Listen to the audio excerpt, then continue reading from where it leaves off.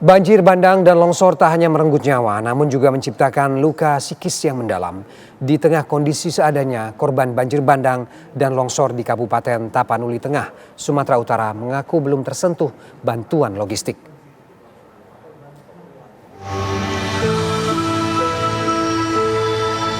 Banjir bandang dan longsor yang terjadi di Kabupaten Tapanuli Tengah, Sumatera Utara bukan hanya menyapu rumah dan jalan, tetapi juga merenggut nyawa, meninggalkan cerita pilu bagi para korban. Di balik angka-angka korban yang terus bertambah, ada wajah-wajah yang hilang, ada harapan yang retak, dan ada keluarga yang kini harus belajar kembali dari nol. Jupraini, warga Kelurahan Aetolang, Kecamatan Pandan menceritakan kisah tragis saat ia dan keluarganya berusaha menyelamatkan diri saat terjangan banjir. Ia dan keluarganya menaiki truk untuk menyelamatkan diri ke lokasi aman. Jupraini bersama keluarga tidak ingin menumpang di pusat posko pengungsian di Gor Pandan, lantaran di sana sudah dipadati para pengungsi. Sementara di kampung mereka tak ada lagi posko pengungsian. Ia kemudian memilih tinggal sementara di rumah kerabat. Menyelamatkan diri, air sudah pagi, sudah segini Pak. Masuk nggak bisa, memang dari malam itu 1 senti lagi mau masuk rumah. Terus keluarlah kami jam 7 pagi, kami ke Simpang. Habis dari Simpang air meluap dari jembatan Fransiskus. Terus kami lari Pak, lari naik mobil truk itu. Kami tinggal di Dosmer ini Pak, ada dalam 1 minggu. Jadi sekarang ini 2 minggu. Iya, Ini Pak. ibu tinggalnya di mana nih? Kami di Persjana Pak, di belakang Pak, di Tolang. Emang rumahnya nggak bisa ditempatin? Sama sekali nggak bisa Pak, takut. Lagian lumpur masih di dalam segini Pak, selutut. Ini sekarang terus tinggal di mana Bu ini? Kami numpang lah di sini Pak, karena ini termasuk saudara juga kan ya, numpang di sinilah dulu. Karena di sini udah agak aman, udah agak dibersihkan Pak. Udah berapa lama Bu ini? Udah 2 minggu, seminggu 1 minggu lah di sini. 1 minggu di Dosmer, 1 minggu di sini lah Pak. Terus gimana bertahan hidup di sini Bu? Ya itulah kemarin sebelum ya ada yang ngasih beras, itulah yang kami makan. Kalau yang apanya sebelumnya ya makan Indomie aja lah Pak. Kadang kami tahan makan nggak makan 1 hari. Seminggu pasca bencana menerjang, bahan pangan semakin menipis. Mereka bertahan dengan makanan seadanya. Hingga kini para korban banjir bandang belum juga mendapatkan bantuan dari pemerintah. Dari Kabupaten Tapanuli Tengah, Sumatera Utara, Saren Situmorang, TV One mengabarkan.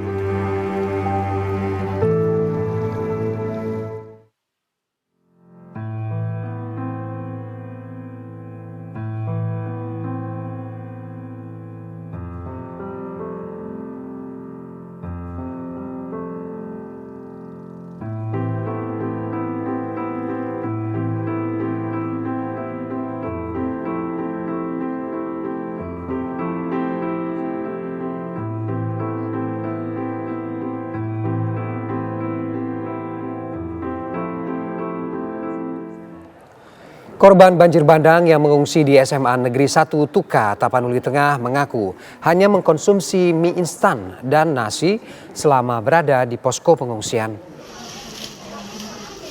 Keluhan ini disampaikan kepada Bupati Tapanuli Tengah Masinton Pasaribu yang tengah berkunjung ke posko pengungsian. Para pengungsi mengaku prihatin dengan kondisi yang mereka alami selama 2 pekan terakhir. Mereka berharap bisa mendapat makanan yang bergizi.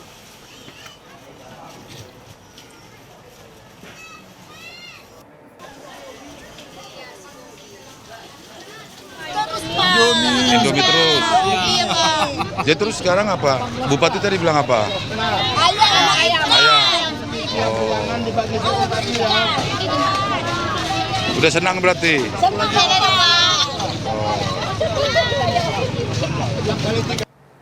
Lalu bagaimana situasi terkini pasca banjir bandang di Provinsi Sumatera Utara? Kami ajak Anda untuk bergabung dengan rekan-rekan kami. Ada Saren Situmorang di Tapanuli Tengah dan juga ada Wanasari di Medan. Kita ke Saren terlebih dahulu. Saren, bagaimana situasi terkini? Apakah distribusi bantuan untuk para korban banjir bandang ini sudah sampai di titik pengungsian? Baik, Ferdi dari Kabupaten Tapanuli Tengah, Sumatera Utara. Kami menyampaikan informasi terkait banjir bandang dan longsor yang terjadi pada 25 November lalu. soal distribusi logistik ke pengungsian ini terus dilakukan oleh pemerintah daerah bersama tim-tim lainnya, baik itu juga relawan, baik itu juga dari pihak-pihak swasta, terus juga mengalir didistribusikan, baik itu menuju tempat-tempat yang memang masih ada sekitar 19 wilayah yang terisolir di Kabupaten Tapanuli Tengah.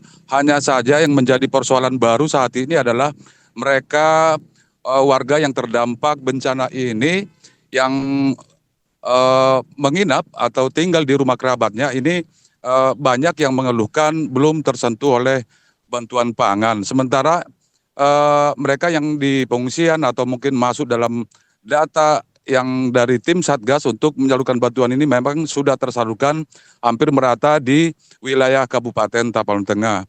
Persoalan baru kemudian, persoalan baru yang muncul saat ini adalah sejak pasca banjir bandang dan longsor di Kabupaten Tapanuli Tengah, krisis air bersih ini masih berlangsung.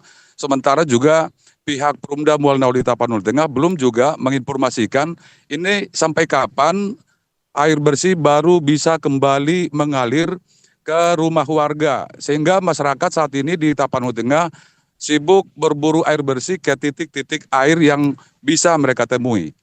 Ferdi. Ya, bagaimana juga dengan keluhan warga yang meminta sejumlah relawan untuk datang ke kawasan permukiman mereka, membantu mereka untuk membersihkan rumah mereka yang hancur atau yang luluh lantak karena terjangan banjir bandang ini. Apakah kemudian ada respon dari pemerintah terkait soal ini? Ya, Ferdi, kemarin Bupati Tapanuli Tengah Masinton Pasaribu sudah menyampaikan keluhannya terkait minimnya alat berat. Yang tersedia saat ini alat berat untuk dipakai di hampir 80% wilayah terdampak di Kabupaten Tapanuli Tengah masih ada 27 unit alat berat yang dioperasikan. Sementara dengan jumlah alat berat yang seperti itu, ini akan memperlambat proses masa tanggap darurat yang diperpanjang selama 2 pekan. Sehingga Bupati berharap ada puluhan alat berat lainnya untuk diturunkan ke Kabupaten Tapanuli Tengah untuk membuka akses jalan yang masih terisolir di 19 desa dan kelurahan, Ferdi.